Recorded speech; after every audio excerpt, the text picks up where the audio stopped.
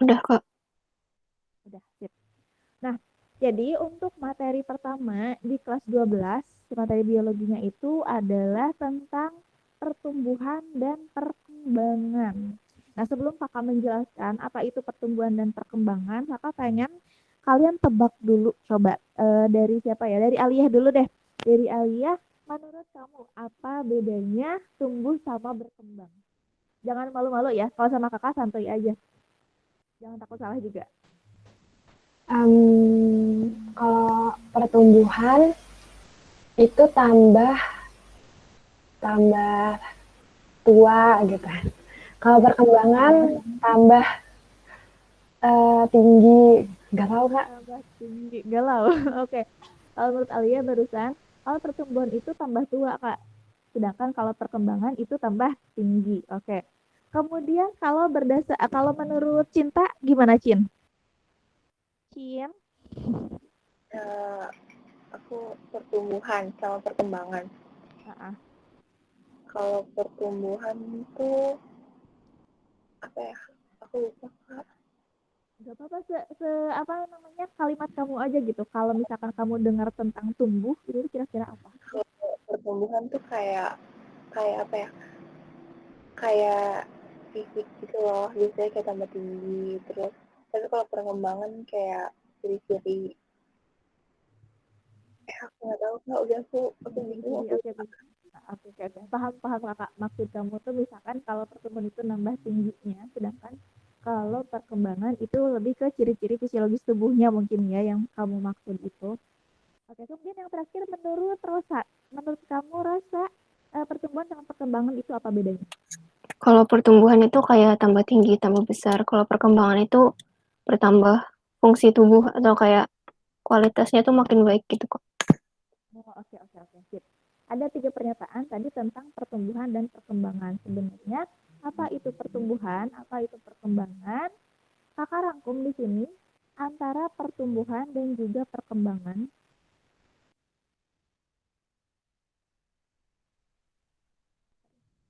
Nah, nah, yang pertama dari pertumbuhan dulu.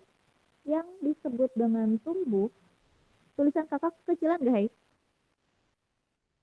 Enggak ya, pas ya. Nah, yang dimaksud dengan tumbuh, tumbuh itu adalah penambahan. Penambahan jumlah dan ukuran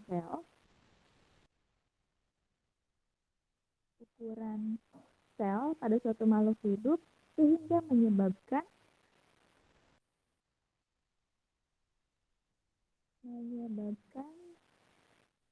penambahan tinggi dan juga berat. Tuh, tadi kata kita Rosa ya. Penambahan tinggi dan juga berat badan misalnya. Nah, pokoknya kalau misalnya yang pertumbuhan itu sifatnya itu lebih ke kuantitatif, sesuatu yang bisa diukur menggunakan angka. Misalkan kakak tinggi badannya pas kelas 4 SD 130 misal 140 cm, sekarang misalnya 154 cm. Nah berarti seiring berjalannya usia kakak, tinggi badan kakak juga akan bertambah. Nah itu yang disebut dengan tumbuh kayak gitu. Berarti tumbuh itu yang bisa diukur menggunakan angka tadi sentimeter atau meter atau kilogram misalkan. Nah kemudian kalau yang berkembang, perkembangan perkembangan itu benar tadi yang nambahnya itu bukan jumlah selnya, bukan ukuran selnya, tapi fungsi selnya. Penambahan atau yang disebut juga dengan diferensiasi. Diferensiasi itu perubahan sel menjadi sesuatu yang lebih fungsional. Sel jadi lebih fungsional. Atau kalau misalkan kita tadi runut dari pernyataannya Alia, tadi menambah kedewasaan, ya kan nambah dewasa itu sebenarnya masuknya ke perkembangan ya. Nah, jadi ini tuh bisa juga kita sebut sebagai proses menuju dewasa. Kenapa kok dewasa ini masuknya ke perkembangan, bukan ke pertumbuhan? Karena yang namanya dewasa itu nggak bisa kita ukur menggunakan angka, ya kan? Misalkan nih, kita umurnya 6 sama 16 tahun. Tapi bisa jadi perkembangannya itu berbeda satu sama lain. Meskipun misalkan tinggi badannya sama, umurnya sama. Kebayang nggak? Nah, kemudian salah satu ciri dari perkembangan itu biasanya ditandai dengan siapnya sistem reproduksi. Nah, berarti suatu organisme, baik itu manusia, hewan, atau tumbuhan, bisa dikatakan dia sudah berkembang. Salah satu cirinya itu kalau sistem reproduksinya itu udah siap, dia udah bisa berkembang biak, gitu. Sampai sini ada yang mau ditanyain dulu nggak? Masih aman ya? Aman, sip. Nah, kalau misalkan aman, kakak lanjut nih ke yang berikutnya tentang perbedaan antara apa namanya, pertumbuhan dan perkembangan. Tadi kalau pertumbuhan itu bertambah volume, ya kan? Bertambah tinggi dan juga volume sel. Sedangkan kalau yang perkembangan itu bertambah fungsinya.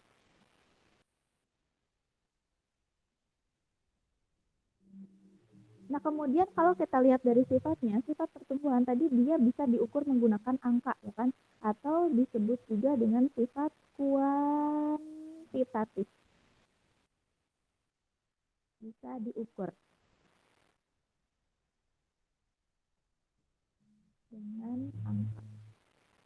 Nah, sebaliknya, kalau misalnya si perkembangan, berarti dia itu sifatnya lebih ke kualitatif. Benar tadi kata Rosa. Itu lebih ke kualitasnya gitu, kualitas tubuhnya. Kualitatif. Tidak bisa diukur. Nah, kemudian berikutnya karakteristik pertumbuhan dan juga perkembangan. Yang namanya pertumbuhan itu sifatnya irreversible. Maksudnya apa tuh irreversible? Jadi sifatnya itu tidak bisa kembali ke ukuran semula. Ke awal ya, ke semula.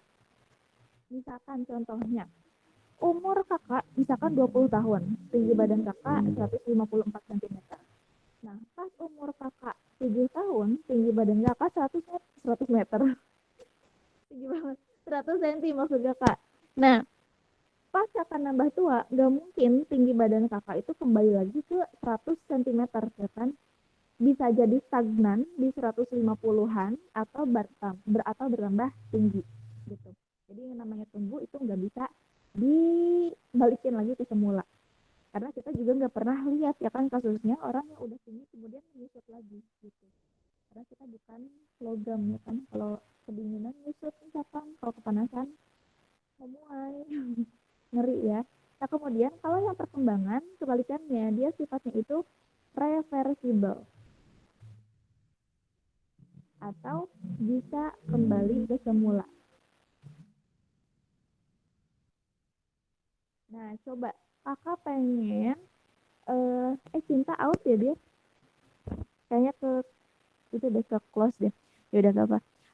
Coba menurut Rosa ataupun Alia, silakan kalian coba sebutkan contoh perkembangan yang tadi sifatnya itu bisa kembali ke semula. Kayak gimana sih? Kembali ke semula tuh sifat yang bisa kembali lagi ke semula. Jangan jauh-jauh, kita dicontohinnya di kita aja ya, di manusia aja gitu, biar lebih gampang. Sesuatu yang udah ada, terus nantinya itu bisa nggak ada lagi. Kembali lagi ke semula. Coba, tadi kata kunci dari proses perkembangan itu salah satunya adalah proses menuju dewasa. Nah, coba, kayak gimana tuh yang bisa kembali ke semula. Silakan Alia dulu.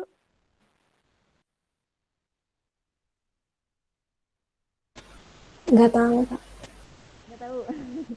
Nggak tahu, oke, nggak apa-apa. Kakak lebih baik jujur ya, Kak. Nggak tahu, Kak. Aduh, Kak, pusing. Misalkan nggak apa-apa. Jangan malu-malu sama kakak mah. Kemudian kalau gitu, Rasa menurut kamu gimana nih? Kira-kira kebayang nggak sesuatu yang bisa kembali lagi ke semula? Kurang tahu sih, Kak. Cuma kayak kalau setahu saya itu kan dari manusia itu kan jadi dewasa gitu. Nah, cuma pas nanti udah makin tua, sampai kayak tua banget itu, bisa kayak anak-anak lagi gitu sifatnya. Betul, betul, betul banget. Nah, salah satunya barusan yang disebut sama Rosa, misalkan kita udah punya kakek sama nenek yang udah tua, ya kan? Ya iyalah kakek nenek pasti tua.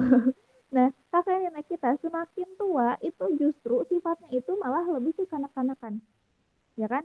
Itu kalau kita lihat dari sisi psikologisnya. Kemudian kalau kita lihat dari sisi fisiologis atau fungsi tubuhnya, gini aja. Misalkan di cewek aja ya, biar gampang. Cewek pas kanak-kanak, pas anak-anak itu nggak bisa bereproduksi sebelum kita masuk ke masa puber, ya kan? Nah, kemudian masuk ke masa pubertas mengalami menstruasi. Nah, berarti itu tuh salah satu tanda kalau si cewek itu tuh udah berkembang, ya kan? Nah, kemudian habis itu nanti setelah berumur kurang lebih 40-50 tahunan, siklus menstruasinya terhenti atau yang disebut dengan masa menopause, ya kan? Nah, pada saat setelah masa menopause, berarti si perempuan itu udah nggak bisa bereproduksi lagi. Kembali lagi ke semula. Jadi perkembangannya itu berhenti. Kebayang? Nah, itu salah satunya. Kemudian misalkan gini, gigi kita. Pas kita masih bayi, kita ompong. Ya kan, pas kita bayi kita ompong, kemudian seiring berjalannya usia tumbuh gigi susu, tumbuh gigi sejati, nanti setelah masuk ke usia lansia lagi tuh udah tua lagi, malah tanggal-tanggal lagi, jadi apa namanya, jadi ompong lagi. Nah, itu juga salah satu ciri bahwa perkembangan itu sifatnya itu bisa kembali ke semula atau yang disebut dengan reversible. Itu tadi dia dari anak-anak menuju dewasa, ya kan, salah satu contoh dari perkembangan. Kemudian mengalami menstruasi kalau misalnya di manusia. Kemudian, nah oke, kalau misalnya di tumbuhan, coba menurut kalian apa karakteristik atau apa contoh tumbuhan yang menandakan dia itu udah berkembang? Tadi salah satu ciri perkembangan itu dia siap untuk bereproduksi, ya kan? Nah, berarti kalau di dalam tumbuhan tuh apa sih ciri-cirinya, kan kalau di kita ada menstruasi, ada masuk masa puber. Nah, kalau tumbuhan kayak gimana tuh proses perkembangannya?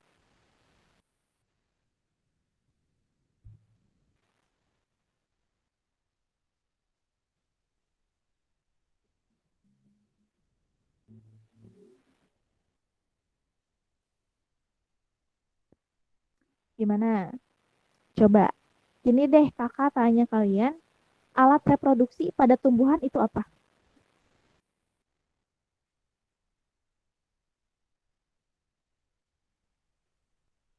Ayo, bunga, ya kan? Alat reproduksi pada tumbuhan itu adalah bunga. Berarti kalau misalnya tumbuhan itu udah berbunga, itu tuh kayak indikator atau kayak ciri kalau tumbuhan itu tuh udah mengalami proses perkembangan. Kayak gitu. Jadi salah satu contoh dari perkembangan di tumbuhan itu adalah memiliki bunga.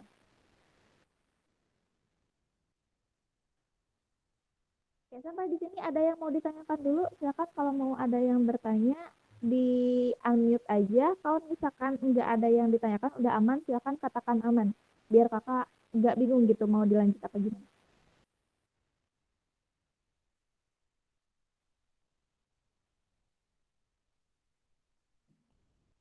Aman? Alia sama Rosa?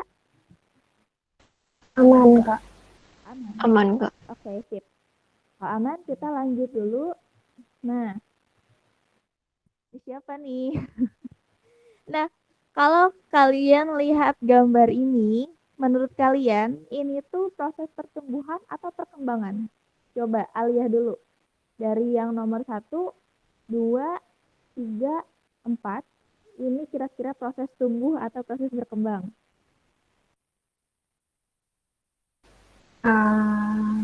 Kembang Gimana?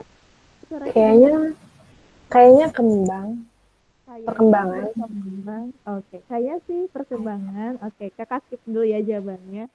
Kayaknya kalau menurut Alia ini tuh perkembangan antara Lee Min Ho bayi, Lee Min Ho anak-anak, Liminho remaja dan juga Liminho remaja. Remaja salah cuy. Apa namanya? Dewasa, ya kan? Nah, kalau menurut Rosa sendiri kira-kira ini pertumbuhan atau perkembangan? Pertumbuhan, Kak. Pertumbuhan. Kenapa pertumbuhan? Soalnya yang dilihatin cuma apa namanya? Kayak dia makin itu tambah besar gitu. Makin tambah besar ya. Oke, bisa bisa bisa. Nah, jadi sebenarnya ini tuh apa sih yang kita lihat dari gambar ini? Apakah ini pertumbuhan saja atau perkembangan saja? Nah, sebenarnya dari gambar 1, 2, 3, dan 4 itu bisa mewakili keduanya, yaitu pertumbuhan dan juga perkembangan. Kok kenapa bisa pertumbuhan dan perkembangan? Misalkan, kalau dari ukuran tubuhnya ini pendek, ya kan, kemudian nambah tinggi, nambah tinggi, nambah tinggi. Tapi kalau kita lihat dari fisiologis tubuhnya, ini masih anak-anak, masih psikologisnya juga masih anak-anak gitu. Kemudian seiring berjalannya waktu bertambah juga dewasa gitu dan tubuhnya udah berfungsi secara maksimal. Maka dari itu kenapa kok di sini pertumbuhan dan perkembangan? Karena ternyata pertumbuhan dan perkembangan itu sesuatu yang tidak bisa dipisahkan. Tidak bisa dipisahkan.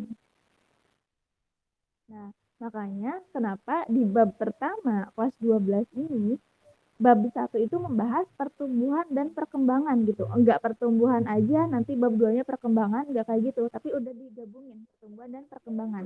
Kenapa? Karena keduanya itu udah nggak bisa dipisahin. Gitu. Gimana? Sampai sini paham ya antara pertumbuhan sama perkembangan? Masih pengertiannya kok ini?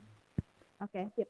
Kalau misalnya udah paham, kita lanjut ke materi berikutnya. Nah, sebenarnya yang namanya pertumbuhan dan perkembangan itu enggak hanya terjadi di salah satu makhluk hidup aja, enggak di hewan aja, enggak di manusia aja, tapi di semuanya termasuk pada tumbuhan. Nah, nanti kakak juga bakal bahas di hewan, tapi diawali dengan pertumbuhan dan juga perkembangan di tumbuhan dulu. Nah, kalau kita lihat di sini nih, bentar. Salah satu beberapa fase dalam proses pertumbuhan dan perkembangan pada tumbuhan itu terbagi menjadi 3 fase. Yang pertama ada fase dormansi, yang kedua proses atau fase perkecambahan. Ini tuh H ya harusnya. Kecambah, bukan kecambag.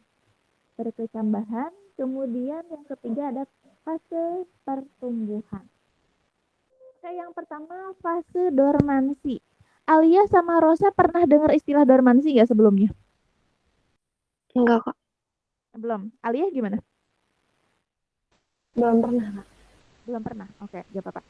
Dormansi itu sebenarnya apa sih? Nah, dormansi pada tumbuhan itu sama kayak hibernasi yang terjadi di hewan.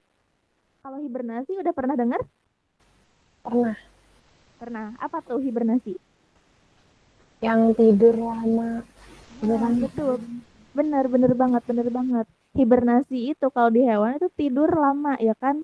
Kalau pas lagi perubahan musim, misalkan perubahan cuaca, biasanya ada beberapa hewan yang melakukan tidur dalam jangka waktu lama dan dia akan bangun kalau kondisi lingkungan itu udah stabil lagi. Nah, sama kayak hibernasi di hewan, dormansi juga sama. Artinya tuh tidur lama gitu. Ini terjadi ketika misalkan ada suatu biji tumbuhan, kemudian kita taruh di plastik. Kalau misalkan kita pernah berpikir gitu, kenapa sih biji kacang, anggap ya biji kacang, kemudian kita taruh di plastik, kenapa kok nggak tumbuh? Ya kan? Kenapa nggak tumbuh? Karena yang pertama kondisi lingkungannya di dalam plastik itu nggak ada media untuk dia tumbuh. Akhirnya dia mengalami dormansi tadi atau tidur. Kapan dia akan bangun dari tidurnya? Kalau misalkan kita siram air, kita simpan di media tanam yang memang sesuai sama dia. Gitu. Kemudian yang kedua ada yang disebut dengan fase perkecambahan. Kecambah itu pas awal mula tumbuhan itu hidup ya, yang seperti di gambar yang ini. Ini yang disebut dengan fase perkecambahan. Dari mulai biji kemudian tumbuh tunas bukan tunas maksudnya akar dan juga batang. Ini yang disebut dengan kecambah. Kemudian yang ketiga itu ada fase pertumbuhan di mana setelah kecambahnya terbentuk nanti akan bertambah jumlah daunnya, bertambah tinggi batangnya dan seterusnya. Nah, kakak bahas satu-satu sekarang dari fase perkecambahan pada tumbuhan dulu. Kenapa kok langsung perkecambahan, Kak? Karena tadi diawali dari pada saat dia bangun dari tidurnya gitu, dari dormansinya.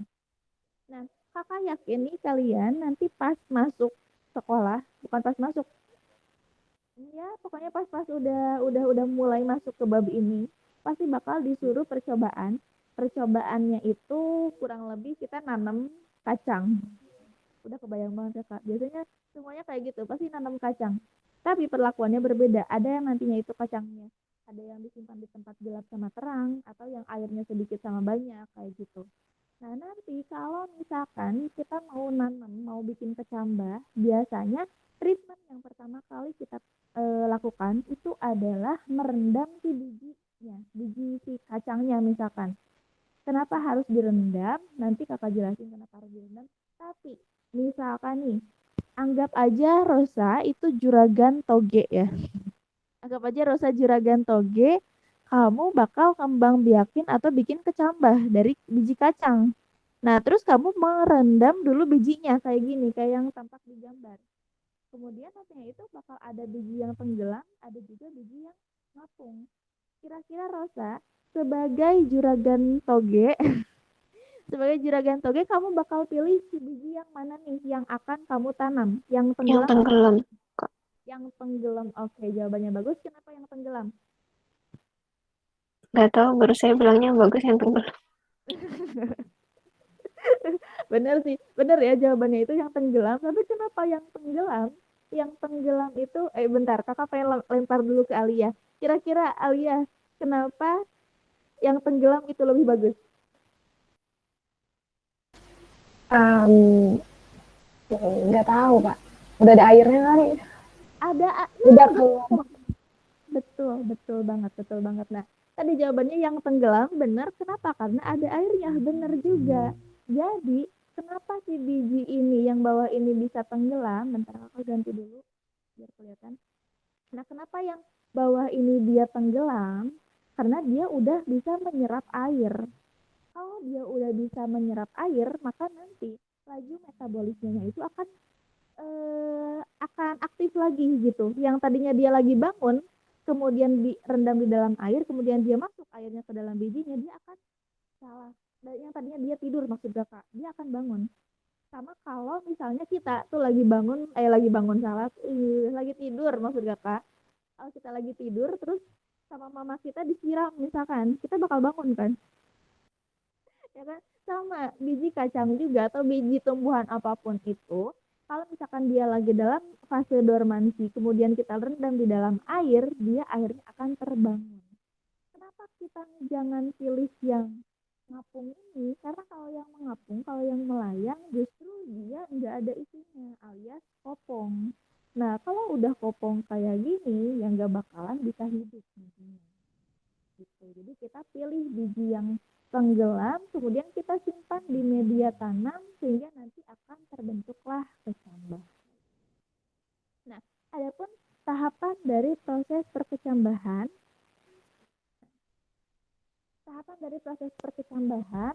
kita lihat dari yang sebelah sini. Yang pertama ini ada bagian-bagian dari biji. Ada bagian, salah. Bentar. Wait, hey. Nah, ada bagian-bagian dari biji, misalkan anggap aja kita ini biji kacang ya. Yang pertama ada yang disebut dengan aleuron, atau aleuron itu kayak kulit arinya. Nah, kalau misalkan kita lihat biji kacang tuh ada lapisan yang tipis, biasanya ya warnanya itu agak kemerahan, nah itu yang disebut dengan aleuronnya. Dan di dalam aleuron itu menyimpan cadangan makanan. Kemudian yang kedua ada endosperm. Endosperm itu kayak daging bijinya. Oh ya, BTW guys, kalau misalkan suara kakak nggak jelas atau misalkan tulisan kakak kurang kebaca, kalian interupsi aja ya. Nah, kemudian di sini ada air. Air ini dari mana? Air dari hasil rendaman tadi. Nah, yang pertama kali terjadi pada saat proses perkecambahan itu yaitu air masuk ke dalam biji yang disebut dengan proses imbibisi. Nama prosesnya itu. Nah, ini tuh sering keluar juga di soal UTBK apa yang dimaksud dengan proses imbibisi. Imbibisi itu adalah proses masuknya air ke dalam biji sehingga nanti bisa mengaktifkan kembali sistem metabolismenya. Itu dia bakal membangunkan biji yang tadi lagi dorman. Kemudian setelah airnya masuk, nanti dia akan mengaktifkan hormon giberelin. Nah, hormon giberelin ini berperan penting dalam proses perkecambahan. Kenapa? Karena dia akan mengaktifkan enzim amilase. Nah, di sini ada nih. Hormon giberelin akan mengaktifkan enzim amilase. Nah, kalau kita lihat di sini, ini kan ada air masuk nih ceritanya, proses imbibisi. Nah, kemudian setelah airnya masuk, maka si bijinya ini akan mensekresikan hormon giberelin. Ya kan? Setelah giberelinnya keluar, maka nanti si aleuronnya akan menghasilkan enzim. Enzimnya enzim apa? Enzim amilase. Masih ingat gak teman-teman?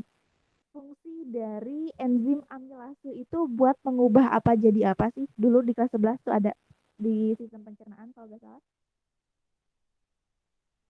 Amilase mengubah apa menjadi apa?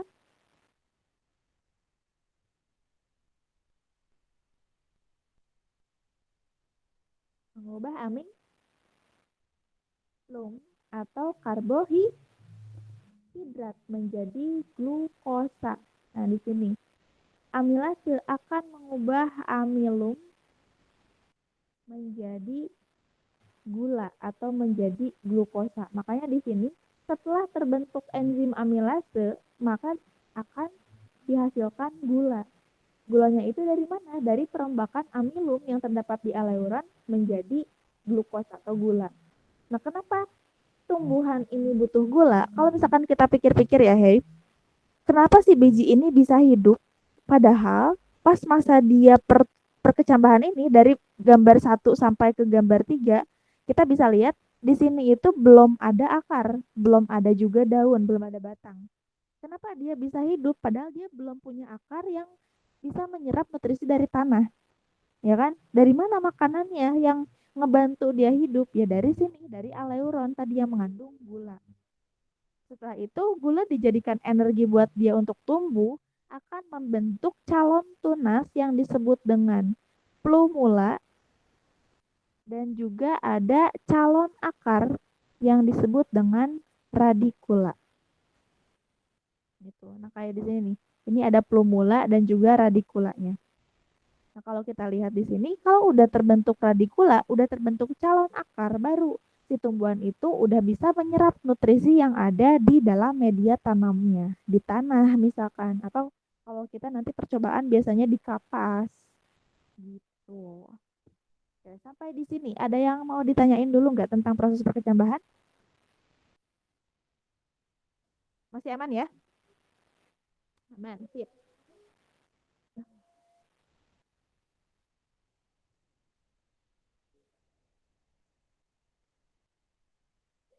Nah, kemudian berikutnya, tadi kita udah bikin toge tuh, kita udah bikin kecambah. Nah, sekarang masih di dalam proses perkecambahan sebenarnya, hey, ada dua tipe kecambah tumbuhan.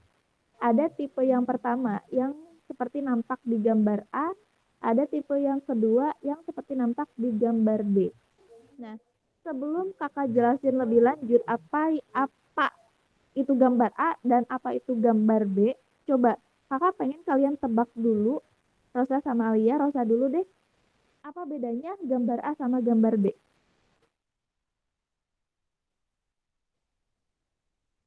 Nggak tahu kok. Gak tahu kak. Oke, itu oke, gak apa-apa. Kalau menurut Alia, apa bedanya gambar A sama gambar B? Yang B-nya udah ada daun. Oke, yang B-nya udah ada daun, bisa. Yang A belum nampak daunnya. Oke, bisa kayak gitu. Nah, sebenarnya kalau kita lihat tipe kecambah di tumbuhan A sama di tumbuhan B, kita lihat berdasarkan letak kotiledonnya. Kotiledon itu apa? Kotiledon itu keping biji.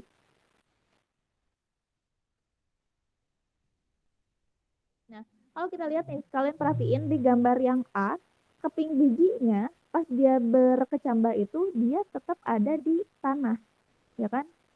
Keping bijinya atau kotiledonnya tetap berada di tanah. Itu yang gambar A.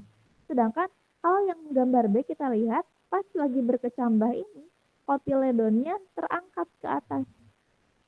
Ini blur tapi masih kelihatan. Kebayang ya? Nah, kemudian di gambar A, daun belum terbentuk sempurna, sedangkan di gambar B itu udah terbentuk daun dengan sempurna. Sebenarnya tipe kecambah yang kayak gimana sih A sama B ini?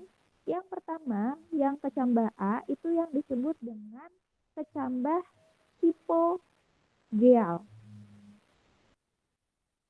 Nah, kecambah hipogeal ini biasanya memiliki kotiledon atau keping biji tadi yang apa namanya? Bukan tertinggal, yang berada di dasar atau misalkan di tanah. Sedangkan kalau yang B ini disebut dengan kecambah tipe epigeal. Epi itu permukaan, artinya si kotiledonnya terangkat naik ke permukaan. Ini salah slide.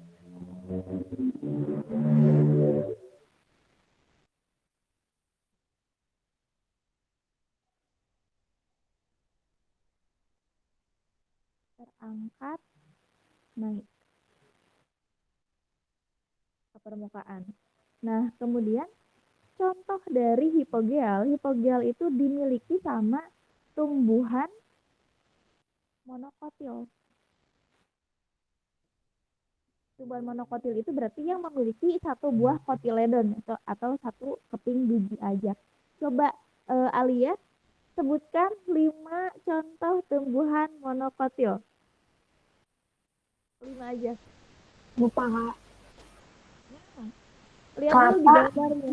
Kelapa, oke. Ya, betul. Lupa, Kak. Jangan dulu lupa. Lihat nih gambar ini biji apa kira-kira?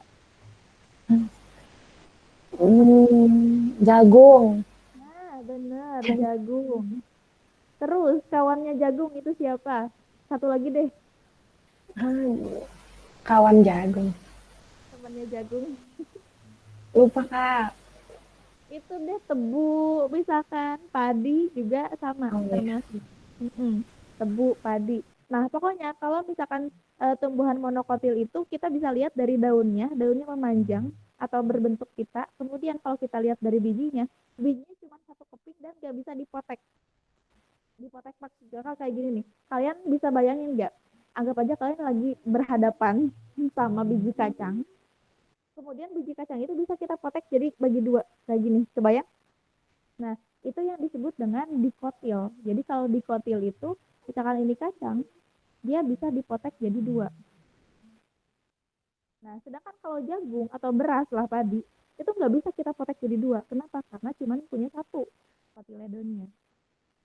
Nah, karena tadi itu kita udah ada wakil dari monokotil, ya kan, kelapa, jagung, padi, tebu, rumput-rumputan, dan lain-lain. Nah, kalau misalkan kita perhatikan, kecambahnya itu bakal kayak gini bentukannya. Nah, makanya, kalian BTW ikut itu nggak? Ikut pramuka nggak? Atau masih inget nggak lambang pramuka itu apa? Tunas kelapa. Nah, tunas kelapa ya kan? Lambang pramuka itu tunas kelapa yang kalau misalkan kakak gambarkan bentukannya kurang lebih kayak gini. Jelek ya apa lah ya. Anggap aja ini lambang pramuka tunas kelapa. Nah, sebenarnya kalau secara biologis, lambang pramuka itu bukan tunas kelapa. Kenapa bukan tunas kelapa? Karena kelapa itu tidak bertunas, ya kan? Kelapa itu gak bertunas, yang bertunas itu pisang. Kalau kelapa tumbuhnya dari apa? Dari biji, dari buahnya. Nah, kalau kita perhatiin, biji kelapa yang baru ditanam bentuknya itu kayak gini. Maka kalau misalkan nanti kita ditanya lambang pramuka itu apa? Bukan tunas kelapa, lebih tepatnya kalau secara biologis itu adalah kecambah kelapa. Tapi gak enak ya kalau misalkan lambang pramuka apa? Kecambah kelapa, toge kelapa. Ya udahlah. Kita lanjut ke yang kedua yang epigeal. Oh iya, tadi kakak lupa. Kalau tumbuhan yang hipogeal, yang monokotil, kita bisa lihat nih dari bentukan daunnya, kenapa ini seakan-akan daunnya belum terbentuk. Padahal sebenarnya yang hijau ini tuh termasuk daun. Karena kalau kita lihat, kalian bayangin tanaman jagung aja biar gampang, daun pada monokotil ini tuh kayak gini, saling meluk kayak gini. Jadi kalau misalkan satu mekar daunnya, di dalamnya masih ada. Soalnya nanti mekar lagi, di dalamnya ada lagi. Jadi cuma satu-satu gitu tumbuhnya. Kebayang ya? Beda sama dikotil yang epigeal. Kita lihat di sini. Sekali tumbuh dia udah punya 2 daun. Karena kalau si epigeal, si tumbuhan dikotil, sekali berdaun, ini kayak gini. 2 daun. Terus nanti tumbuh lagi 2 daun lagi. Kayak gitu. Itu bedanya dikotil sama monokotil. Nah, kemudian ini tadi contohnya adalah tumbuhan dikotil. Sekarang giliran Rosa. Coba Ros, apa namanya? Sebutkan 3 contoh tumbuhan dikotil. Kacang-kacangan, terus kentang, Oke, kacang-kacangan, terus kentang, satu lagi hmm,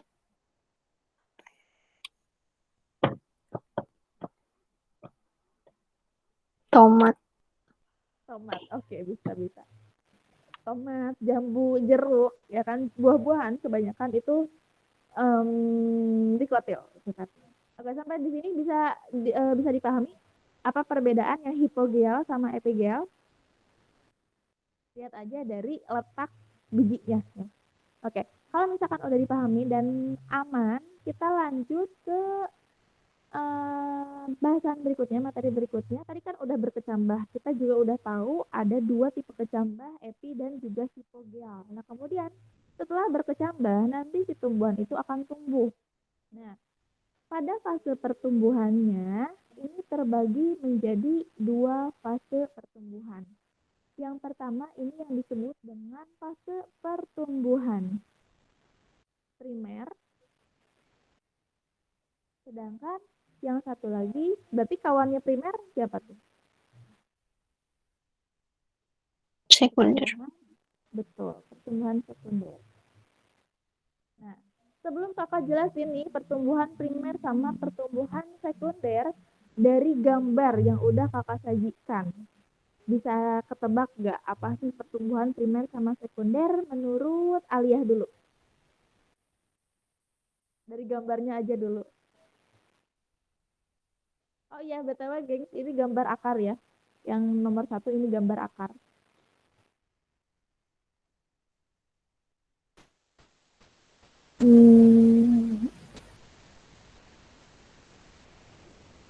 Nggak tahu Kak, rasa duluan. Rosa duluan. Oke deh, Rosa duluan katanya Ros.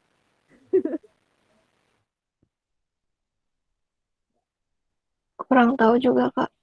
Kurang tahu juga. Oke deh, ya udah kakak kasih bocoran aja ya. Tadi hadir tapi out out lagi, keluar lagi. Aku udah hadir tahu Kak. Oh, udah hadir. Oh Cinta tuh udah hadir tuh. Oke. Nah, udah on cam sekarang. Nah, siap-siap ya, nanti kakak tanyain kamu. Dari tadi Alia sama Rosa mulu. Nah, oke. Dilihat dari gambarnya nih, ada pertumbuhan primer sama pertumbuhan sekunder. Kira-kira apa sih perbedaannya? Kalau kita lihat, yang pertumbuhan primer itu kan adanya di akar. Nantinya ini arahnya itu ke bawah. Sedangkan pertumbuhan yang sekunder nih adanya di batang. Pertumbuhannya itu ke samping, gitu aja. Perbedaan antara primer sama sekunder itu bisa dilihat dari arah pertumbuhannya. Kalau yang pertumbuhan primer, arahnya itu adalah arah vertikal. Berarti si tumbuhan bisa nambah tinggi batangnya, bisa nambah panjang akarnya, itu yang disebut dengan proses pertumbuhan primer. Nah, sedangkan kalau si pertumbuhan sekunder maksud kakak, yang arahnya itu ke apa kebalikannya tuh? Kok ngeblank kakak? Horizontal. Horizontal atau ke samping. Tumbuhan bisa melebar, itu berarti pertumbuhan horizontal. Kebayang ya, melebar sama memanjang. Itu aja sih sebenarnya perbedaannya. Kemudian bisa kita lihat juga dari jaringan yang berperan. Kalau pada pertumbuhan primer itu dipengaruhi sama jaringan meristem apikal. Nah, oh ya, BTW ngomong-ngomong jaringan meristem ada berapa, hei? Masih ingat gak? Nah, sekarang giliran Cinta. Cin, masih ingat jaringan meristem gak, Cin? Enggak, Kak, saya udah lupa semuanya. Udah lupa, oke, itu oke, gak apa-apa. Rosa sama Alia, masih ingat jaringan meristem? Enggak, Kak. Lupa, Kak. Oke, ya udah, kakak kasih bocoran ya. Jadi kita flashback lagi ke materi setahun yang lalu, kelas 11 semester 1 tentang jaringan. Itu jaringan meristem itu terbagi menjadi 3 macam. Ada yang disebut dengan meristem apikal yang terletak di ujung, baik itu ujung akar maupun ujung batang, yang nanti fungsinya itu adalah untuk memanjang. Yang tadi yang tumbuhan primer ya, yang pertumbuhan primer untuk pertumbuhan secara vertikal. Di akarnya bisa manjang, si batangnya juga bisa manjang kayak gitu. Kemudian yang kedua ada yang disebut dengan meristem lateral. Meristem lateral ini yang terdapat maksud kakak di kambium. Kambium ini adanya di batang sama akar sebagian ya kan, yang ini nih, yang lingkaran ini. Nah, berarti fungsinya buat apa nih yang lateral? Fungsinya adalah untuk proses tumbuh ke samping, melebar. Nah, berarti di sini kita bisa lihat pertumbuhan sekunder, berarti jaringan yang berperannya itu adalah jaringan meristem meristem lateral. Nah, kemudian yang ketiga dari jaringan meristem ada yang disebut dengan meristem interkalar yang terdapat di ketek daun, ketiak daun, ataupun misalkan di ruas-ruas batang yang fungsinya itu nanti buat membentuk cabang atau membentuk ranting, kalau yang ke samping-samping kayak gitu. Nah, itu berdasarkan perbedaan arah dan juga jaringan yang berperannya di pertumbuhan primer dan juga pertumbuhan sekunder. Nah, tapi kalau di pertumbuhan sekunder ini juga akan membentuk jaringan yang baru. Misalkan yang pertama yang ke arah luar sama membentuk jaringan baru ke arah dalam. Nah, kemudian biasanya ini terjadi di dikotil aja ya. Monokotil itu enggak mengalami pertumbuhan sekunder. Kenapa? Karena salah satu ciri dari jaringan monokotil dia enggak punya kambium. Sedangkan pertumbuhan sekunder itu mengandalkan kambium. Nah, makanya kalau kita lihat nih, kenapa ada pohon beringin, misalkan ada pohon beringin yang udah tua tuh makin lebar banget gitu, nyampe nggak bisa dipeluk 10 orang, saking lebarnya. Tapi kalau pohon kelapa umur setua apapun ya tetap aja lebarnya segini-gini doang. Gitu. Nggak pernah kan kita lihat pohon kelapa lebih lebar dari segini? Pasti ya udah kurang lebih segitu gitu, kurang lebih ukuran 50 cm-an diameternya. Nah, kenapa kayak gitu? Karena kelapa tadi masuknya ke monokotil dan dia nggak punya kambium. Tadinya dia nggak bakal lebar lagi, stuck. Gitu aja. Nah, coba misalkan di tumbuhan dikotil, kalau kita gambarkan jaringannya itu kurang lebih kayak gini.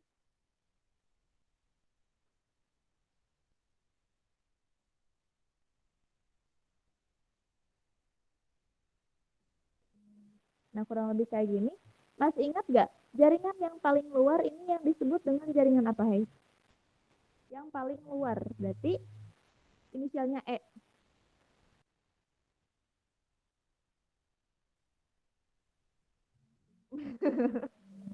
Ayo, inisialnya E. Yang paling luar inisialnya E.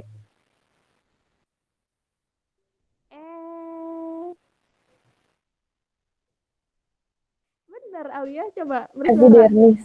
Yap, betul, epidermis. Ada jaringan epidermis. Kemudian yang kedua, di dalam jaringan epidermis itu ada jaringan yang terdiri atas parenkim yang disebut dengan jaringan apa tuh? Inisialnya K. Siapa yang mau tebak? Inisialnya K. Di dalam bagian epidermis, inisialnya K. Huruf keduanya O. Korteks bukan, Kak? Korteks, betul banget. Jaringan korteks. Kemudian di sebelah dalamnya lagi ada lingkaran yang ini nih. Lingkaran yang ini tuh yang disebut dengan inisialnya K juga. Ada yang tahu? Yang lingkaran penuh ini yang di dalam inisialnya K, KA, K, K, K. Kambium ya. Nah, betul, benar. Kambium. Kemudian, di kambium ini ada lingkaran-lingkarannya. Lingkaran-lingkaran ini tuh adalah jaringan pengangkut atau jaringan pembuluh ya. Dimana si jaringan pengangkut ini, kalau yang di sebelah luar, ini yang disebut dengan inisialnya F. Betul, floem. Kakak bisa lihat kalian ngomong kok. Floem. Kemudian yang sebelah dalamnya berarti kawannya si floem apa tuh?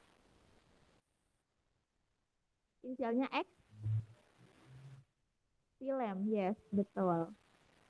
Xilem. Dan jaringan yang paling dalam dari dikotil ini adalah jaringan empulur atau stele ya. Nama lainnya sama aja. Nah, kemudian nanti karena si pertumbuhan sekunder itu tadi melibatkan kambium, maka sama aja nantinya itu akan membentuk jaringan pembuluh yang baru atau jaringan pengangkut yang baru. Sehingga pada saat pertumbuhan sekunder ke arah luar, dia akan membentuk floem sekunder, sedangkan ke arah dalam dia akan membentuk xilem sekunder. Lebih kayak gitu. Nah kalau kita lihat, kakak lupa nih tadi nggak menyisipkan apa namanya gambar yang pertumbuhan primernya. Ini deh, bentar. Dulu. Nah,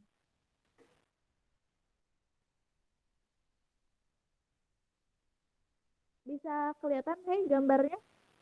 Kalau misalkan ada pohon kayu ditebang, kurang lebih di dalamnya itu kayak gini. Jadi ada ada garis-garisnya, ada lingkaran-lingkarannya. Kemudian kalau kita perhatikan, semakin dalam warnanya itu semakin pekat ya kan, dan semakin luar warnanya itu semakin cerah. Kenapa bisa kayak gitu? Yang pertama, kenapa bisa pekat dan cerah? Yang sebelah dalam ini terdiri dari sel-sel gabus yang hidup sehingga dia masih aktif membelah. Nah, sedangkan yang sebelah luar itu terdiri dari sel gabus yang selnya mati sehingga dia udah enggak aktif membelah. Kenapa dia bisa melebar? Karena yang dalam membelah terus, akhirnya selnya bertambah banyak sehingga kedorong keluar. Kebayang nggak? Yang di dalam membelah, sedangkan yang luar enggak. Akhirnya dia kedorong untuk keluar, jumlah selnya bertambah banyak. Nah, kayak gitu. Nah, terus kemudian kenapa kok ada garis-garis ini? Garis-garis inilah yang disebut dengan lingkaran tahun. Tadi kambium, lapisan kambium. Kalau kita lebih jelasnya ini, nah, si lingkaran tahun ini, si lapisan kambium ini bisa menentukan umur tumbuhannya. Misalkan ini ada contohnya ada 24 lingkaran, berarti umur pohonnya ini udah 24 tahun. Kemudian ada bagian garis yang gelap, ada juga garis yang cerah. Gelap, cerah, gelap, cerah. Nah, ini tuh bisa meramalkan kondisi cuaca saat itu. Saat si tumbuhan ini tumbuh. Kenapa? Nah, di sini juga ada kebetulan nih. Karena kalau misalkan yang warnanya gelap itu terjadi pada saat musim kemarau. Sedangkan yang warnanya cerah itu terjadi saat atau terbentuk saat musim penghujan. Maka dari situ kita bisa lihat nih di sini. Oh, ini udah berapa tahun misalkan nih, ini ditebangnya tahun 2021. Kemudian jumlah lingkarannya ada 20 lingkaran.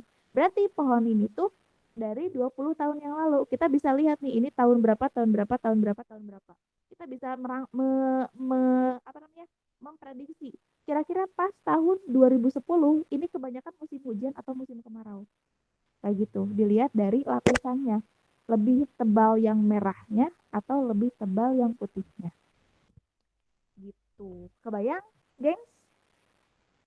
Kebayang ya? Oke. Itu yang disebut dengan pertumbuhan primer dan juga pertumbuhan sekunder. Intinya Yang membedakan antara keduanya itu lebih ke arahnya aja, ke atas bawah sama ke samping gitu. Jadi kalau pada tumbuhan, tumbuh itu ke atas dan juga ke samping. Kalau susu Hilo itu cuma numbuhin kita ke atas doang, ke sampingnya enggak. Oke, sampai di sini ada yang mau ditanyain dulu, silakan. Oh iya, BTW nanti PowerPoint-nya kakak kasih ke kalian, kakak share lewat Kak Yuli. Jadi kalau misalkan nanti tadi ada yang ketinggalan, misalkan Cinta ketinggalan, nanti kalau aja di-share PPT-nya ya. Silakan, kalau misalnya ada yang mau bertanya dulu, monggo. Kalau nggak ada, bilang aman, biar kakak nggak bingung.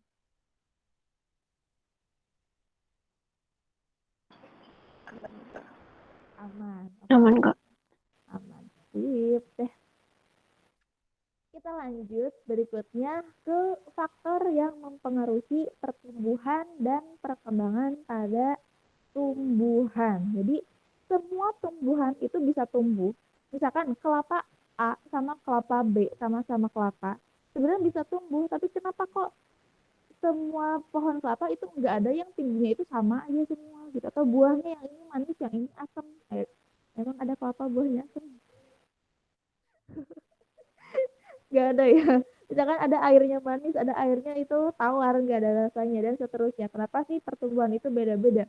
Karena ada beberapa faktor yang mempengaruhi proses pertumbuhan dan perkembangan pada tumbuhan.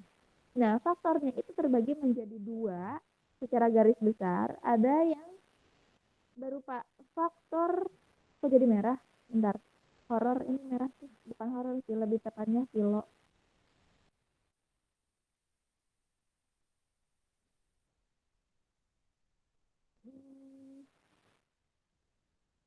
Nah, faktor yang mempengaruhi pertumbuhan pada tumbuhan itu ada dua secara garis besar, yaitu yang pertama ada faktor internal dan juga yang kedua itu ada faktor eksternal. Oh iya, BTW, hey, ada yang berminat masuk jurusan biologi di sini? Enggak. Ya Allah, gak laku ya. Pengennya masuk jurusan apa nih? Rasa, Alia, sama Cinta? Saya mau saya mau saya mau banyak, Kak. Mau banyak, oke. Pokoknya gimana ntar aja ya, yang penting banyak gitu. Kalau Alia? Sama, Kak. Sama juga. Rosa? Belum tahu, Kak. Belum tahu, belum ada gambaran ya, aduh ntar aja Kak gitu. Kalau aja nanti kalau nggak salah biasanya di SD juga ada apa namanya kegiatan TPMB kayak psikotes gitu. Jadi nanti kalian kakak saranin ikutan aja psikotes biar nanti bisa untuk apa namanya patokan kita gitu buat pilih jurusan tuh kira-kira yang kayak gimana biar sesuai sama minat dan bakat juga. Biar nggak salah jurusan sih. Kakak dulu salah jurusan. Nah, oke, kita lanjut ya ke faktor yang mempengaruhi pertumbuhan dan perkembangan di tumbuhan. Tadi ada faktor internal dan eksternal. Yang pertama dari faktor internal itu terbagi menjadi dua saja. Yang pertama adalah gen. Yang kedua itu adalah hormon. Gen itu apa sih? Gen itu berarti lebih ke berpengaruh keturunan ya kan dari indukannya.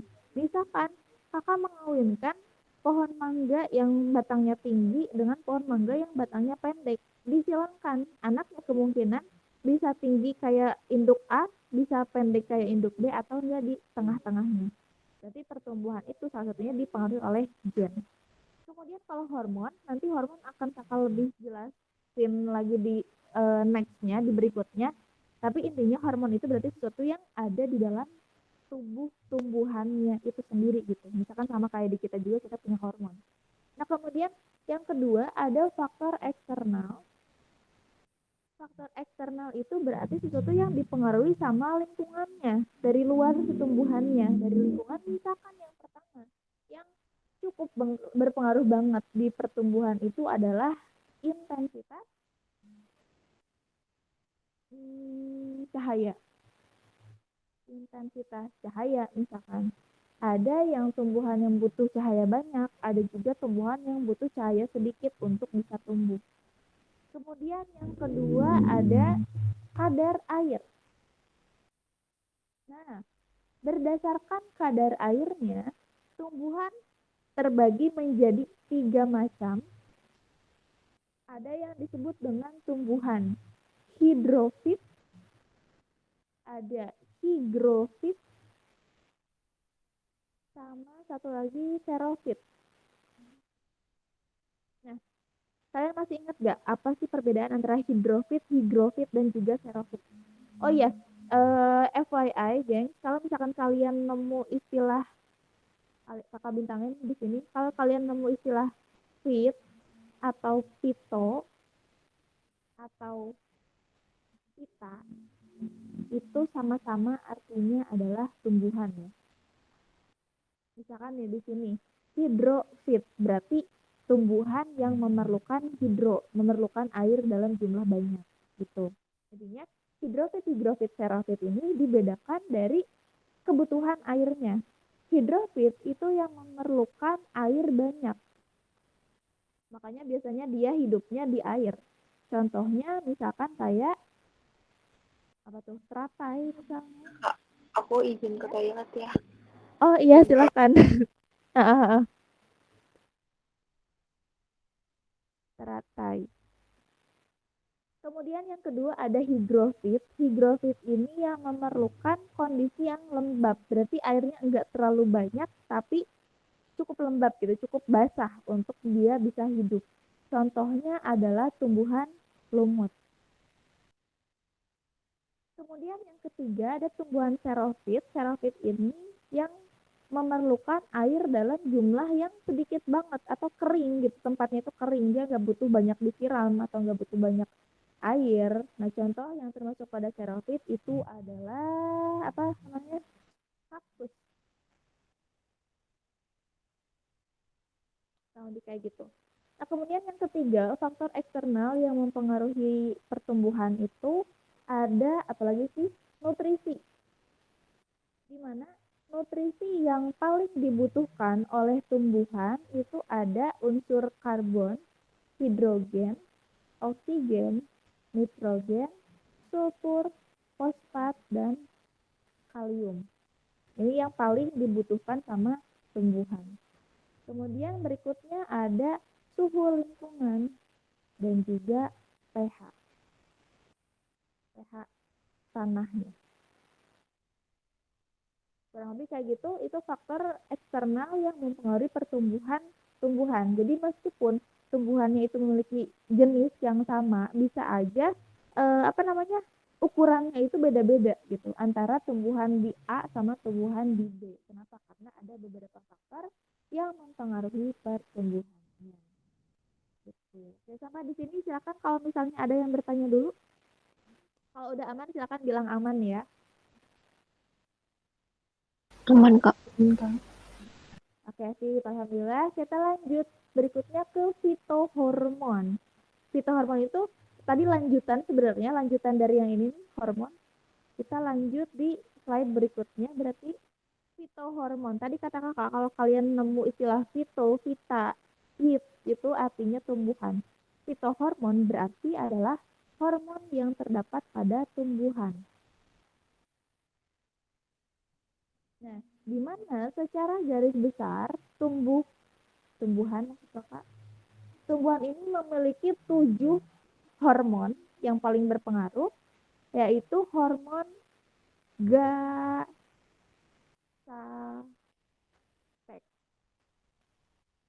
Nah, kalian hafalin ini ya, wajib banget hafal GASAPEK, gampang kok. GASAPEK. G-nya itu adalah untuk hormon giberelin. Tadi giberelin udah kita bahas sedikit pada saat proses perkecambahan ya kan? Karena memang di sini giberelin fungsinya adalah untuk proses perkecambahan.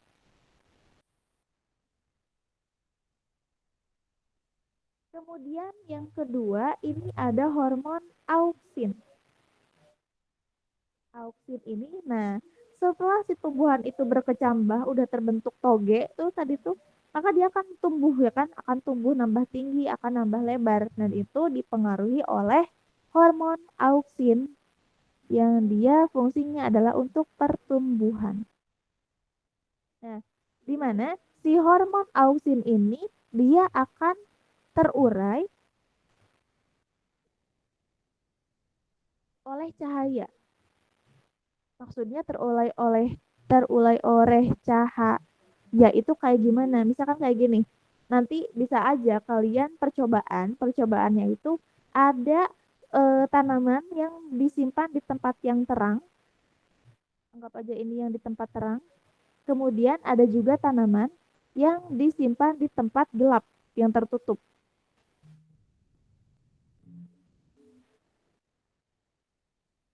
Nah, biasanya tanaman yang disimpan di wadah tertutup kayak gini, ini tuh lebih cepat tumbuhnya, lebih cepat nambah tingginya. Sedangkan kalau yang di tumbuhan yang ditanam di tempat yang terang, justru lebih lambat tumbuh tingginya itu. Kenapa tadi? Karena tumbuh tinggi pada tumbuhan itu dipengaruhi oleh auksin. Dan di sini auksin itu akan terurai maksud kakak oleh cahaya. Sehingga kenapa yang di tempat gelap itu lebih tinggi? Karena auksinnya aktif banget. Sedangkan kenapa di sini lebih lama tumbuhnya? Karena auksinnya tadi terurai. Tapi meskipun si tumbuhan yang dalam ruang tertutup yang digambar B ini lebih cepat tumbuhnya, tapi biasanya dia juga lebih cepat mati. Kira-kira kenapa? Menurut Rosa? Kurang berkembang, Kak. Soalnya nggak dapat cahaya matahari. Gak dapat, betul banget, karena dia nggak dapat cahaya matahari. Biasanya berarti dia nggak bisa melakukan proses fotosintesis. Dia nggak dapat energi, ya kan, nggak bisa menghasilkan atau membentuk makanan. Akhirnya meskipun dia cepat banget tumbuhnya, dia juga bakal cepat banget matinya. Beda sama di yang A. Yang A ini biasanya dia lebih lambat, perlahan tapi pasti, tapi nanti itu warnanya lebih hijau, lebih segar gitu. Kenapa? Dia bisa melakukan fotosintesis juga. Kemudian yang ketiga ada hormon S, inisialnya S, yaitu hormon sitokinin. Nanti pas masuk offline kakak tagih kalian harus hafal ini, Gasatek itu apa aja. Nah, sitokinin, itu artinya sel ya. Jadi kalau misalkan kalian dengar atau misalkan baca istilah sit di biologi, itu artinya sel. Sitokinin itu berfungsi untuk proses pembelahan sel. Nah, pembelahan sel sehingga si sel itu bertambah jumlahnya. Nah, kenapa harus bertambah jumlahnya? Ya biar dia bisa bertambah tinggi, bisa bertambah lebar. Gitu. Kemudian yang keempat ada hormon absisat. Absisat ini atau asam absisat juga boleh, pokoknya absisat lah ini. Asam absisat dia berpengaruh untuk proses absisi daun. Absisi atau pengguguran ya, absisi itu. Pengguguran daun pada saat musim kemarau dan juga untuk tidur lama. Tadi tidur lama yang disebut dengan dormansi. Nah, jadi hormon absisat ini beda dari hormon yang lainnya. Kalau hormon yang lainnya itu lebih ke memicu tumbuh, tapi justru absisat malah menghambat tumbuh. Tapi kenapa dia berpengaruh banget? Yang pertama untuk absisi daun atau pengguguran daun itu dilakukan pada saat musim kemarau untuk mengurangi penguapan. Kenapa harus dikurangi penguapannya? Kan musim kemarau itu airnya dikit ya, kering gitu tanahnya. Kalau misalnya masih banyak daun yang ada di pohon tersebut, maka nanti si pohon bakal kehilangan banyak air. Akhirnya dia menjadi mati. Kenapa? Kan menguap lewat stomata. Nah, tapi kalau misalkan si daunnya digugurin, seenggaknya dia masih bisa bertahan hidup karena masih ada cadangan air gitu. Kemudian dormansi atau tadi fase tidur, Dormansi ini dilakukan ketika lingkungannya ini belum siap untuk dia tinggali, untuk dia tempati, sehingga dia akan melakukan dormansi. Absisat akan hancur, bukan hancur, maksudnya kan dia akan ditekan keberadaannya sama giberelin. Makanya tadi pun di awal, biji yang lagi dormansi dimasukin ke dalam air, nanti akan muncul giberelin. Jadi kalau giberelinnya udah naik, maka absisat akan turun. Nah, kemudian berikutnya ada hormon T, inisialnya T, itu artinya hormon traumalin. Trauma, takut, sakit. Nah, traumalin ini dia hampir mirip sama trombosit di kita, di manusia. Alia masih ingat gak trombosit di manusia itu fungsinya buat apa? Lupa, Kak. Lupa. Rosa atau Cinta masih ingat trombosit Menutup fungsinya luka, buat Kak. apa? Nah, betul, untuk menutup luka, ya kan, untuk menyembuhkan atau mengeringkan luka. Nah, sama kayak trombosit di manusia, traumalin di tumbuhan juga fungsinya adalah untuk penyembuhan luka. Penyembuhan luka atau bisa juga untuk regenerasi sel.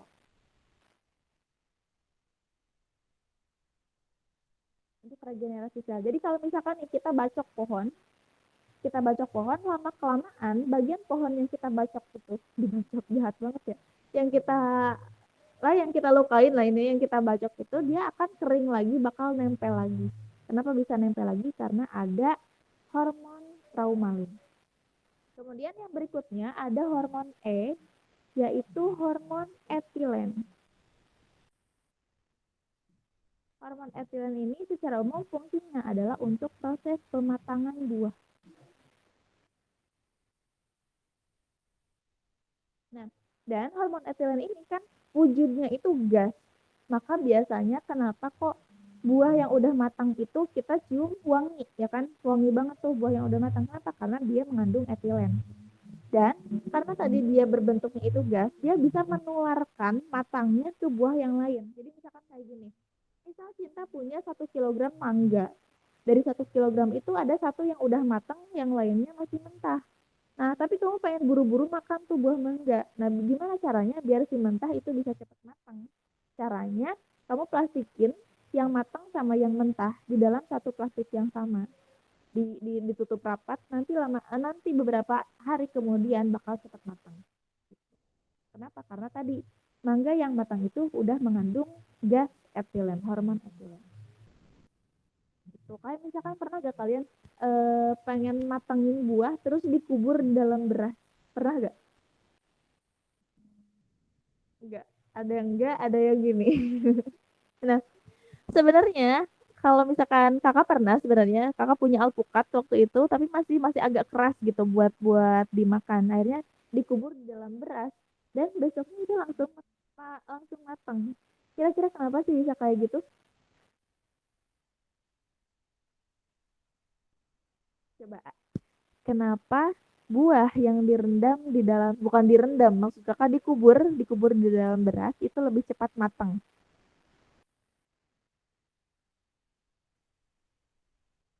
Beras itu buah apa, hei? Biji atau buah dari tumbuhan padi, ya kan? Beras itu adalah biji atau buah dari tumbuhan padi, dan beras itu adalah buah padi yang udah matang. Makanya dia keras kan, karena dia udah matang dalam tanda kutip. Nah, makanya karena dia udah matang, pasti dia punya gas etilen. Jadi kalau misalkan kita kubur tuh buah apapun itu di dalam beras, biasanya dia lebih cepat matang. Karena apa? Karena beras mengandung gas etilen gitu. Meskipun ya jumlahnya enggak sebegitu banyaknya, kayak enggak kayak karbit lah gitu. Enggak seinstan karbitan. Gitu. Kemudian yang terakhir dari fitohormon itu ada hormon kalin.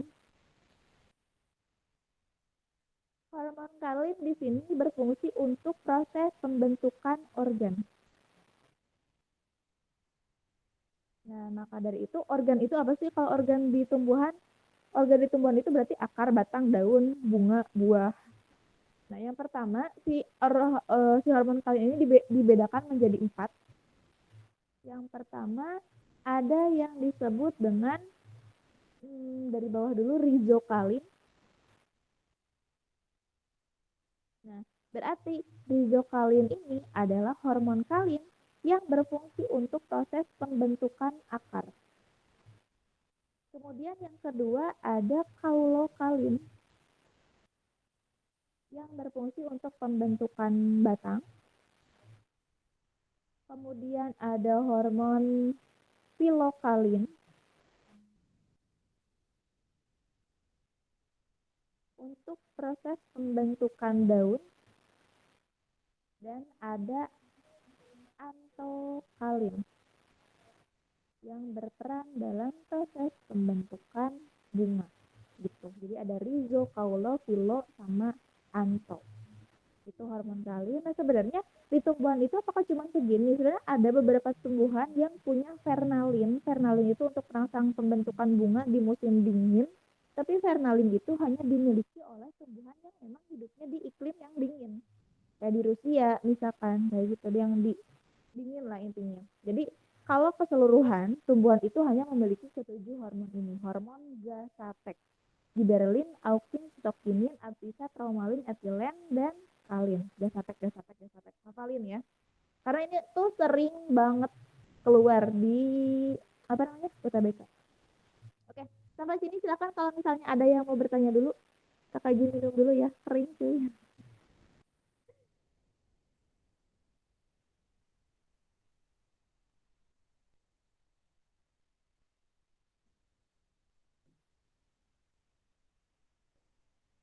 Ya, silakan kalau misalnya ada yang mau bertanya.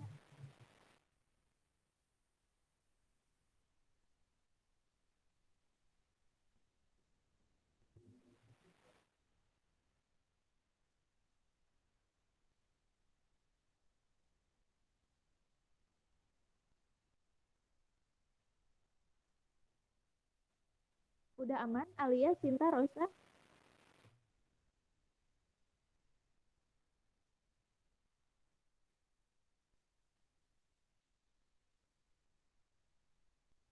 Aman?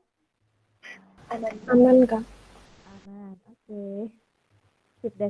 Kita lanjut berikutnya masih di faktor yang mempengaruhi pertumbuhan pada tumbuhan. Kalau tadi kakak bahas lebih dalam ke fitohormonnya, kalau di eksternalnya kakak bahas lebih dalam ke cahayanya. Kenapa? Karena ini yang paling ribet ya, yang paling ribet dan yang paling sering muncul di UTBK. Nah, yang pertama, cahaya itu berpengaruh banget tadi untuk pertumbuhan. Kenapa? Karena cahaya bisa menguraikan hormon auxin, ya kan? Nah, maka dari itu kakak tadi udah ibaratkan ya ini, nah yang ini ada tumbuhan yang hidup di tempat gelap tapi dia lebih cepat tumbuhnya.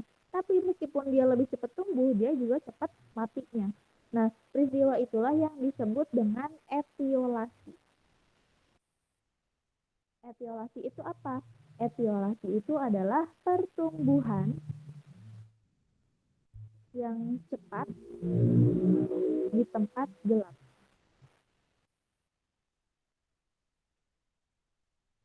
Nah, tapi etiolasi ini pun etiolasi ini pun akan cepat mati.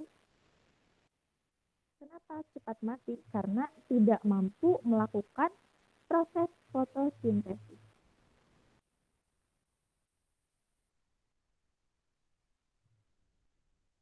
Nah, kenapa bisa terjadi etiolasi? Karena pada saat di tempat yang gelap, auxin gelap, di tempat gelap, gelap yang kakak maksud di sini bukan berarti gelap gulita ya, bisa aja gelap hanya remang, nggak terkena cahaya pun itu udah bisa dikatakan gelap gitu. Nah, terus kalau misalkan nih di tempat terang, kan tadi apa namanya? Bentar, sangat aktif. Kalau di tempat terang, auksinnya itu sedikit, bukan sedikit, nggak aktif. Kenapa? Karena dia terurai. Sedangkan kalau di tempat yang gelap, yang sedikit cahaya, si auksinnya itu aktif banget sehingga dia cepat tumbuh, tapi dia nggak bisa melakukan fotosintesis. Nah, ada beberapa pertanyaan dari kelas-kelas yang kemarin. Nah, kalau misalkan kayak gitu, di mana sebaiknya kita nanam tanaman yang lebih optimal gitu, enggak mengalami etiolasi, tapi juga enggak lambat banget kayak di tempat yang terang. Jawabannya itu adalah di tempat yang ternaungi, di tempat yang agak redup, misalkan nih ternaungi pohon atau terhalang dinding kayak gitu. Jadi cahayanya masih dapat meskipun sedikit, tapi enggak terlalu menguraikan auksinnya, jadi dia bisa tumbuh dengan optimal kayak gitu. Kebayang ya? Oke. Nah, kemudian kejadian atau peristiwa yang kedua yang dipengaruhi oleh cahaya ini yang disebut dengan fototropisme. Fototropisme itu, foto itu artinya cahaya ya. Fototropisme itu artinya adalah pergerakan. Pergerakan bagian tumbuhan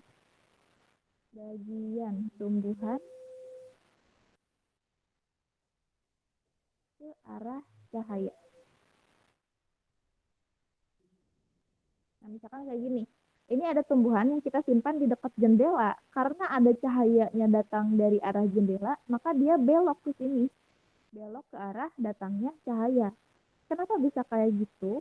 Ini masih ada hubungannya cahaya sama si hormon auksin ya. Jadi misalkan kayak gini deh. Kakak punya kotak. Kotak yang pertama kakak lubangi dari atas. Sedangkan di kotak yang kedua, kakak lubangin dari samping. Kebayang ya? Jadi ini dilubangin ceritanya. Nah, kemudian kotak yang pertama berarti dia bakal tumbuhnya lurus.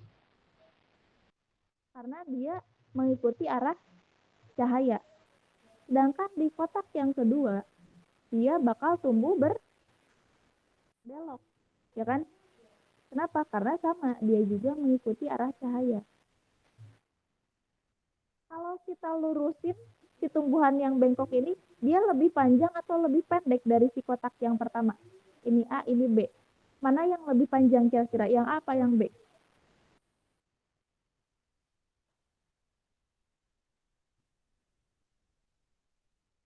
Yang B, ya kan? Benar. Yang B. Kenapa yang B bisa lebih panjang? Ntar kakak ganti dulu spidol, biar kelihatan spidol.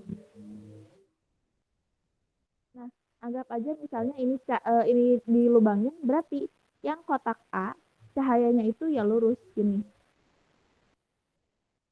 Sedangkan yang kotak B, ada beberapa bagian tumbuhan yang enggak kena cahaya. Anggap aja ini cahaya ya. Nah, kenapa yang A lebih pendek? Coba kalian lihat.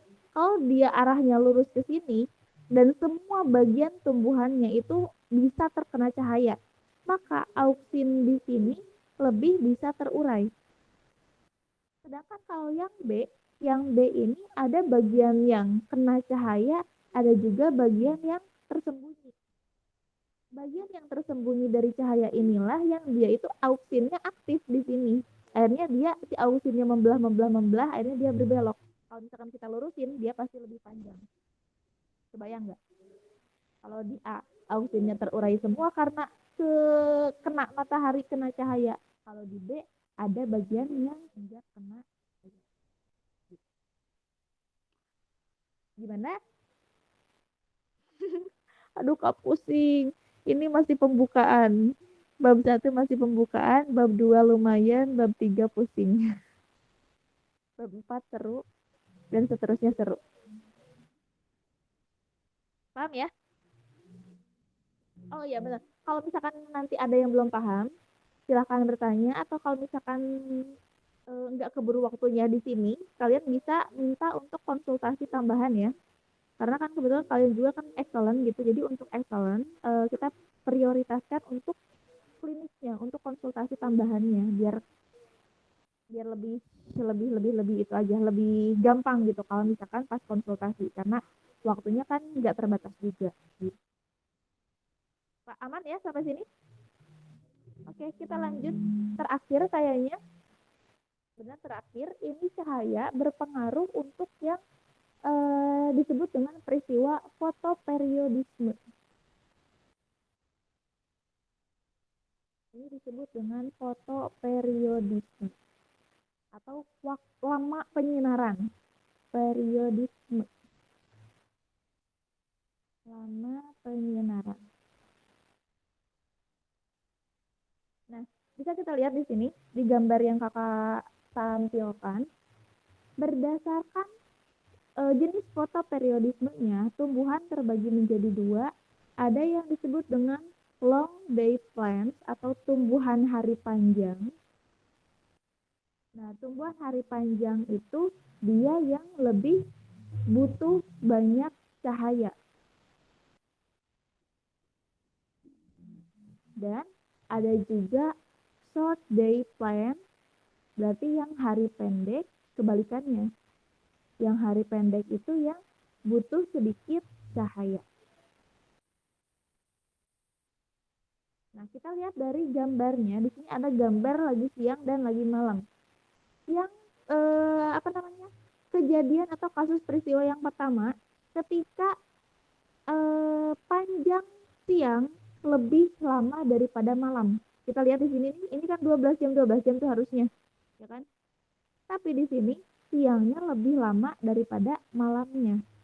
Maka dari itu, pada saat siang lebih lama dari malam, tumbuhan hari panjang akan berbunga. Dan hari pendek tidak akan berbunga. Kebayang ya? Pada saat siang lebih lama, hari panjang akan berbunga. Kemudian di kejadian yang kedua, kebalikannya, ini malamnya justru yang lebih lama, ya kan? Ketika lama malam itu lebih lama daripada siang, maka tumbuhan hari panjang yang butuh cahaya banyak, dia tidak akan berbunga. Sebaliknya, tumbuhan hari pendek yang butuh sedikit cahaya, dia justru akan berbunga pada saat malamnya lebih lama. Gitu. Kemudian yang terakhir, kalau misalnya malamnya lebih lama daripada siang, tapi pas malam hari ini ada cahaya. Cahayanya jadi cahaya apa? Bisa aja bulan, bisa aja petir kalau secara alami. Atau kalau misalkan sekarang lampu, itu juga berpengaruh. Jadi malam lebih panjang nih sebenarnya. Tapi pas malam hari ini malah ada distraktor. Ada bulan, ada petir, ada lampu. Nah, maka dari itu, si tumbuhan hari panjang yang butuh banyak cahaya, dia akan berbunga. Dan si hari pendek tidak akan berbunga. Gimana? Bisa dipahami nggak tentang si fotoperiodisme ini? Kalau misalkan bingung tadi, silakan ditanyakan ke kakak, atau misalkan nanti kalian boleh minta konsultasi. Karena kalau konsultasi itu biasanya lebih intensif, kan per orang ya, enggak per kelas gitu. Jadi lebih kayak private lagi. Jadi kalau misalkan ada yang belum pahami, silahkan kalian berkonsultasi atau minta klinik ke Kak Yuli. Jadi enggak ada yang ditanyain dulu nih sampai sini? Aman ya? Karena ternyata waktunya juga udah habis, udah jam 16.15.